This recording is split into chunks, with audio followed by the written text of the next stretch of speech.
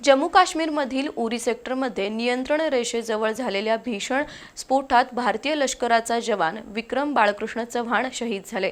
विक्रम चव्हाण यांचं मूळ गाव शाहूवाडीतील गोंडोली आहे। या वीर जवानाचं पार्थिव शुक्रवारी गोंडोली गावात आणलं जाईल आणि शासकीय इतमामात अंत्यसंस्कार होतील। मंगळवार 9 जून रोजी जम्मू काश्मीरमधील नियंत्रण रेषेजवळील कमलकोट भागात भारतीय जवान नियमित गस्तीवर होते। त्यावेळी अचानक एक जोरदार स्फोट झाला आणि काही जवान गंभीर जखमी झाले। त्यामध्ये विक्रम चव्हाण यांचाही समावेश होता। गंभीर जखमी जवानांना हेलिकॉप्टर आणि विशेष लष्करी वाहनांच्या मदतीनं श्रीनगरमधील हॉस्पिटलमध्ये दाखल करण्यात आलं, पण उपचारादरम्यान विक्रम चव्हाण यांचा मृत्यू झाला। प्राथमिक माहितीनुसार हा भूसुरुंगाचा स्फोट असावा।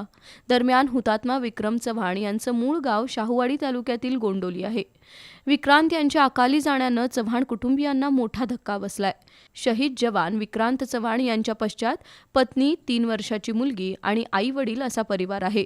दरम्यान शुक्रवारी विक्रम चव्हाण यांचं पार्थिव गोंडोली गावात आणलं जाईल। त्यानंतर संपूर्ण शासकीय इतमामात अंत्यसंस्कार होतील।